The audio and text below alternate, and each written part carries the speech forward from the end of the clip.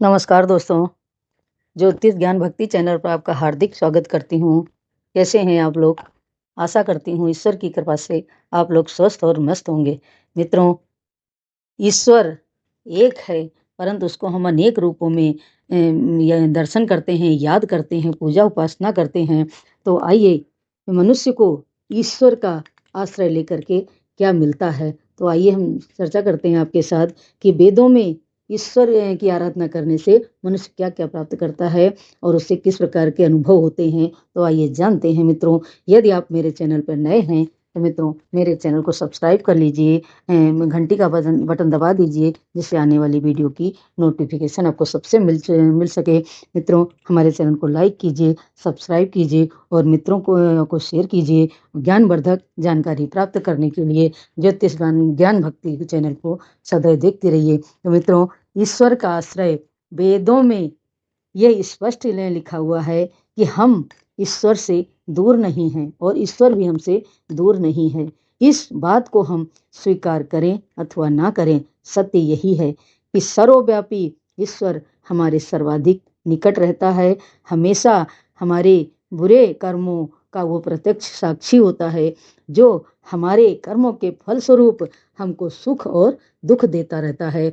तो क्यों न हम इस भाव को प्रतिपल अपने अंतर मन में जागृत करें कि हम परमात्मा के आश्रय में हैं और कुछ भी गलत ना करें। जो सत्य के विरुद्ध हो उसका बिल्कुल भी समर्थन नहीं करना चाहिए। हम ईश्वर का आश्रय तब लेते हैं जब किसी कठिनाई अथवा घोर विपत्ति में होते हैं।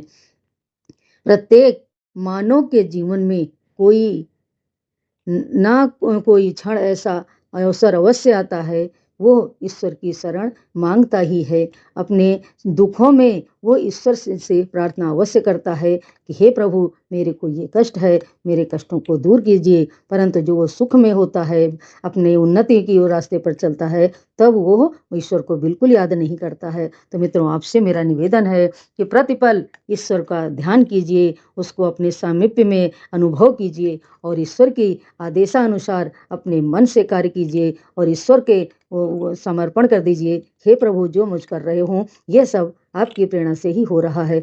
तो हर क्षण यह एहसास मन में रहे, ईश्वर सदैव हमारे साथ है। तो हम शुभ कर्म ही करते रहें। परमात्मा का आश्रय, परमात्मा का सामीप्य ही परमात्मा की समीपता है और हमारे अंदर के अज्ञान रूपी अंधकार को भी ईश्वर दूर करता रहता है, हमें सद्मार्ग पर लगाता है, सही कार्य करने की शिक्षा देता है, उन्नति के रास्ते पर ले जाता है। जीव का आदि अंत सब ईश्वर ही है, परमात्मा ही है। जीवात्मा परमात्मा से उत्पन्न तथा जीवात्मा को परमात्मा में ही वापस जाना होता है।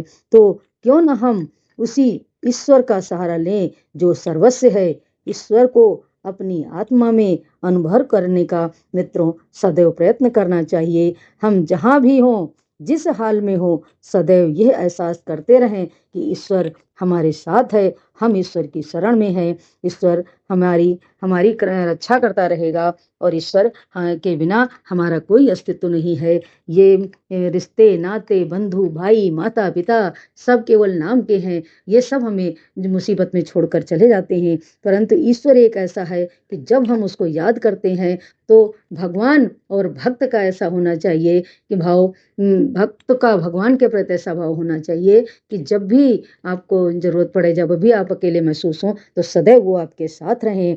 तो इसीलिए मित्रों, ईश्वर का सामीप्य मनुष्य को सदैव लेते रहना चाहिए, उसकी शरण में जाना चाहिए, उसको याद करते रहना चाहिए और अपने धार्मिक कार्यों को करते रहना चाहिए। आलस्य को त्याग देना चाहिए। मनुष्य के जीवन में आकर के अच्छे अच्छे कार्य करना चाहिए, तभी हमें ईश्वर का सामीप्य मिलता है, ईश्वर का आशीर्वाद मिलता है और हम जीवन में सुख संपदा और धन की प्राप्ति करते हैं और सदैव सुखी और संपन्न रहते हैं।